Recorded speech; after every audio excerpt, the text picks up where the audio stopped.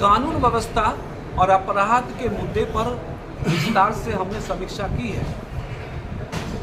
302, 307, 376, 300 हर section पे लंबित विवेचना, इनाम घोषित अपराधी भी अभी कुछ गिरफ्तारी के लिए बाकी है, विवेचनाएं भी पेंडिंग है। कुछ और भी केसेज में अपराधी अभी गिरफ्त से दूर है।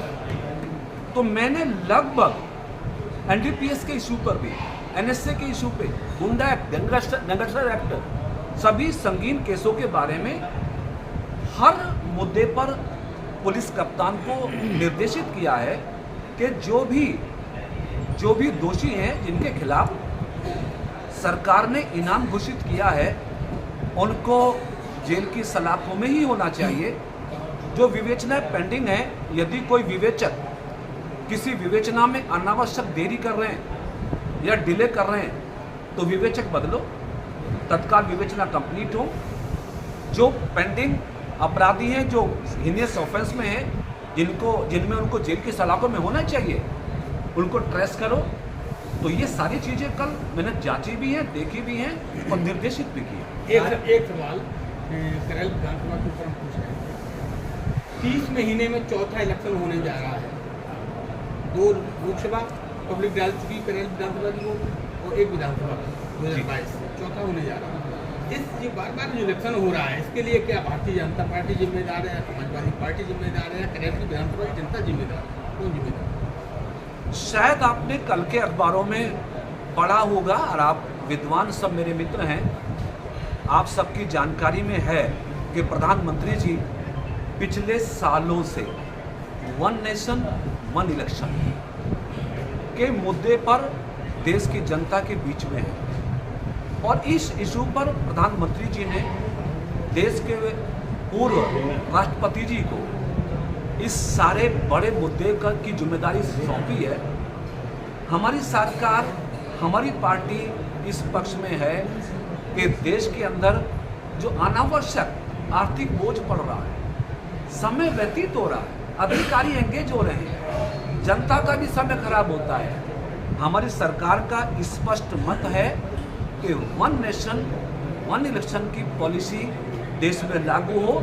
हमारी सरकार उस पर आगे बढ़ रही है। तो मेरे ख्याल से आपको इस बात का अंदाजा अवश्य हो जाएगा कि हमारे देश, हमारी प्रदेश की सरकार है, हमारी पार्टी इस पक्ष में है कि इलेक्शन बार बार ना हो।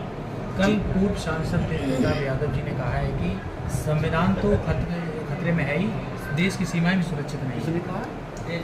पूर्व सांसद। हाँ, देखिए साहब, कुछ पार्टी के लोग ऐसे हैं जिनको हमेशा अपराधियों के साथ लगाव और हमदर्दी होती है, जो आतंकवादियों के साथ खड़े हो जाते हैं, जो बलात्कारियों के साथ खड़े हो जाते हैं, गैंग रैपिस्ट के साथ खड़े हो जाते हैं। हमने देखा भी अयोध्या में एक 12 साल की बच्ची के साथ गैंग रेप होता है। उस गैंग रेप में समाजवादी पार्टी के लोगों का इन्वॉल्वमेंट होता है। समाजवादी पार्टी के नेता श्री अखिलेश यादव जी गैंग रेप पीड़ित परिवार के साथ हमदर्दी का भाव नहीं करते थे, उनके घर भी नहीं जाते, 2 शब्द उनके लिए हमदर्दी के नहीं रखते। जो रैपिस्ट है उनके बारे में कहते हैं कि इसका डीएनए टेस्ट होना चाहिए, इसका नार्को टेस्ट होना चाहिए। मतलब क्या जी इसका कि अपराधी के नार्को टेस्ट और डीएनए के टेस्ट की बात करते हैं आप, और पीड़ित परिवार की बच्ची के साथ हमदर्दी नहीं करते। कन्नौज में क्या हुआ जी? कन्नौज में तो डीएनए टेस्ट भी हो गया और अखिलेश जी के आदमी के पक्ष में गया डीएनए टेस्ट, वो प्रूफ हुआ कि वही अपराधी है। अब सुल्तानपुर में डकैती हुई, हमारी पुलिस ने, सरकार ने एक्शन किया, एक अपराधी धराशायी हो गया। अखिलेश जी उस पर भी सवाल खड़ा कर रहे हैं कि वो तो यादव था। अरे भाई, बदमाश की कोई चाहत है क्या? गोली क्या जात देखती है क्या? अगर हमारी सरकार प्रदेश में अपराध नियंत्रण के लिए सख्त कदम उठाती है, उस पर सवाल खड़ा करेंगे।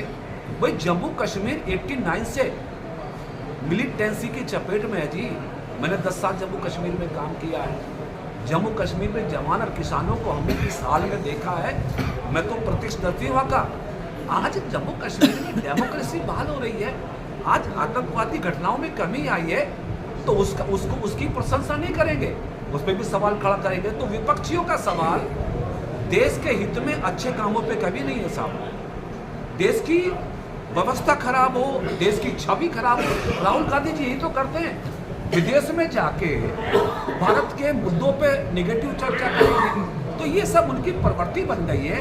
और मेरे ख्याल से इसके लिए उन्हें आने वाले समय में राजस्व संबंधी एक सवाल है मैंने प्लीज 6 फैसले बड़े स्तर पर धारा 24 और धारा 80 के बाद को निरस्त किया गया, कोई वजह नहीं। जैसे कि किसान बहुत ज़्यादा परेशान होता है, आपने कल समीक्षा के दौरान देखा। समीक्षा के दौरान हमने अधिकारियों को निर्देशित किया, आज भी डीएम कप्तान को बैठा के कुछ एप्लीकेशन हमारे पास आई थी अवैध कब्जे को लेकर, कुछ एप्लीकेशन एक मंदिर के संबंध में भी आई थी अवैध कब्जे को लेकर।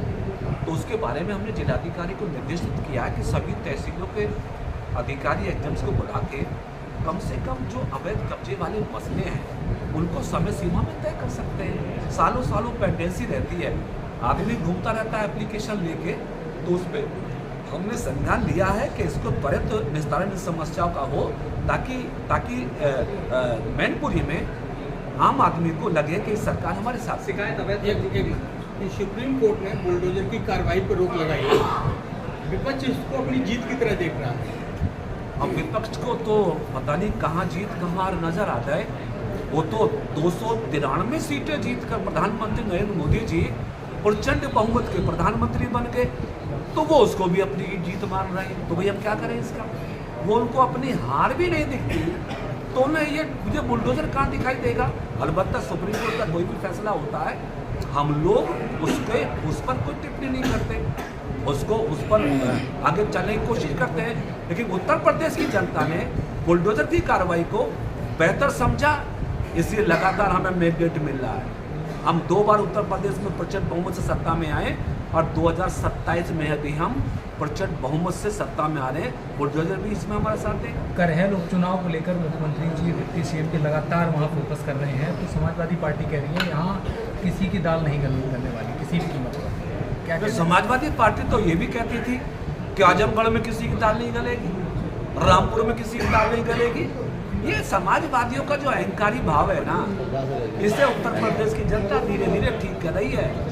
भारतीय जनता पार्टी जब आजमगढ़ रामपुर विधानसभा में जीत सकती है, तो करहल की जनता ने मन बना लिया है। करहल की जनता सोच रही है कि आज भी अखिलेश यादव जी परिवार की परिधि से बाहर नहीं निकलने हैं। समाजवाद का नाम लेके पीडीए पे आ गए, पीडीए का नाम लेके परिवार पे आ गए। अब धीरे धीरे सरूर उतर रहा है, इसलिए कलर में भी इस बार कमल खिलेगा। हम पूरी तैयारी के साथ, हमारे कार्यकर्ता तैयारी के साथ चुनाव में लग गए हैं। अखिलेश यादव के बयान मठाधीश और माफिया में कोई अंतर नहीं है, इसको लेकर भारतीय जनता पार्टी ने पुतले जलाए हैं। अखिलेश यादव ने कहा कि केवल 6 पुतले जलाए एक दिन में, और मुझे मौका दिया गया तो मैं 6 जला दूँ आधे घंटे में। अखिलेश जी के तर्क भी विचित्र है। दुर्भाग्य है कि एक व्यक्ति जो मेंबर पार्लियामेंट है लोकसभा में, एक पार्टी के अध्यक्ष हैं, क्या उनको आज तक ये अनुमान नहीं है कि मठ और माफिया में अंतर क्या है? अरे भाई, मठ धर्म के संचालन के पवित्र स्थान है। माफिया प्रदेश में न्यूसेंस क्रिएट करने की कोशिश करते हैं। यदि 2 चीज़ों का अंतर भी अखिलेश जी को समझ में ना आए तो भगवान इनका वाली के जी, फिर कुछ नहीं होने वाला इनका। और प्रदेश की जनता ये सब देख रही है, बात कर रही है। जी, समीक्षा बैठक की कल आपने, काफ़ी देर तक चली, क्या कुछ खामियां निकल के आई जनपद में विकास कार्यों के? शिक्षा का बता दिया आपने, चिकित्सा का नहीं, और तमाम विकास के बारे में, तो क्या क्या खामियां निकल के आई, हम लोग उनको बताना चाहें। खामियां बहुत ज़्यादा नहीं निकली है, लेकिन अच्छा करने की संभावनाएं बहुत रहती हैं। हमारा जो काम है, हमारी जो जिम्मेदारी है, केवल खामियां निकालना ही नहीं है, बल्कि हम बेटर क्या कर सकते हैं, हम अच्छा क्या कर सकते हैं। हम मैनपुरी की जनता को शिक्षा में, स्वास्थ्य में, कानून व्यवस्था में, लाइन ऑर्डर में, हम किसान में, खेती में, रोजगार में क्या बेटर कर सकते, सफाई में, तो हम उन सब योजनाओं को गति के साथ पूरा कर पाए समय सीमा में। जैसे आज हम निरीक्षण करने गए 50 सैया अस्पताल का, तो हमने अधिकारियों को बुला के कहा कि 2 साल का समय है, अगर आप अपनी एफिशिएंसी का यूज करेंगे तो ये काम 2 साल से पहले भी हो सकता है। तो इस तरह की सुधार की नीतियों पर हम काम मोदी चिकित्सा क्षेत्र की बात करें, चूँकि लंबा हो रहा है, चिकित्सा क्षेत्र की बात करें, जनपद में नगर में 37 नर्सिंग होम रजिस्टर्ड हैं, जबकि पूरे जनपद में देखें तो करीब 500 क्लिनिक और नर्सिंग होम होंगे। क्यों नहीं स्वास्थ्य विभाग अभी तक चेत रहा है? वो illiterate type doctor, so called झोला छाप इलाज कर रहे हैं, मतलब जहर का इंजेक्शन दे रहे हैं एक तरह से, जिनको पता ही नहीं है कि हम क्या लगा रहे हैं क्या नहीं लगा रहे, लोगों के जीवन से खेल रहे हैं। क्यों नहीं सरकार और प्रशासन उनको गंभीर होगा? शायद सरकार के ने जो कदम उठाए हैं वो देश के लिए नज़ीर बनने वाला है। हमारे मुख्यमंत्री जी ने 1 डिस्ट्रिक्ट 1 मेडिकल कॉलेज की नीति पे काम किया है, जिसके आधार पे 56 जिलों में मेडिकल कॉलेज बन गए हैं, बनने को तैयार हैं। और ये यूपी की पहली सरकार है जी कि किसी मंत्री ने इतना बड़ा कदम उठाया कि हर जिले में मेडिकल कॉलेज बने। हालांकि मैनपुरी में अभी इसके लिए चूँकि पीपीपी मॉडल पे इस जिले को रखा गया था, अभी कोई इसमें इंटरेस्टेड व्यक्ति नहीं आया है, लेकिन कल मैंने व्यक्तिगत तौर से कोशिश कर रहा हूँ कि मैनपुरी में भी हम ऐसे लोगों के साथ तालमेल करेंगे ताकि यहाँ भी मेडिकल कॉलेज बने। तो मैं मैनपुरी की जनता को स्पष्ट करना चाहता हूँ कि हमारी सरकार स्वास्थ्य को लेकर जितना चिंतित है, जितना प्रयास कर रही है, डॉक्टर की सीटें हम देख रहे हैं कि हर जिले में डॉक्टर बनाने का काम हो रहा है। इतनी सीटें हमारी सरकार में बनी है, तो जल्दी ही हमारी सरकार डॉक्टर्स की कमी को भी पूरा कर लेगी। और मैनपुरी जनपद में भी मैंने कल भी निरीक्षण किया है, कल हम ब्लड बैंक रक्तदान शिविर में भी गए थे, ओपीडी हो रही है। और अच्छी बात यह है कि स्वास्थ्य विभाग का ये बेटर मैनेजमेंट है कि हमारा मैनपुरी जनपद अभी किसी भी महामारी से दूर है।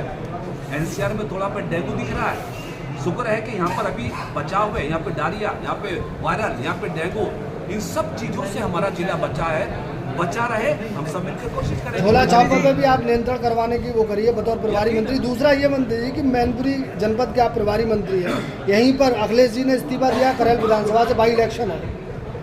पिछले बाई इलेक्शनों के परिणामों को देखते हुए, अब तक के भाजपा के प्रदर्शन को देखते हुए कैसे देखते हैं आप? कितनी ताकत के साथ लड़ रहे हैं, वहाँ कैसे परिणाम रहेंगे?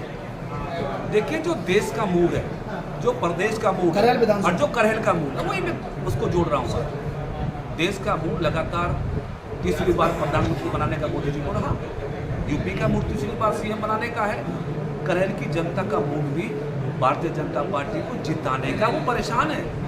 करहल की जनता परेशान है, एमपी बनते, कभी एमएलए बनते, फिर एमपी बनते हैं। तो जनता को अब स्थायी विधायक चाहिए, वहाँ पे परमानेंट विधायक चाहिए, और परमानेंट एमएलए भाजपा करहल की जनता को देने के लिए तैयार है। धन्यवाद। Thank you.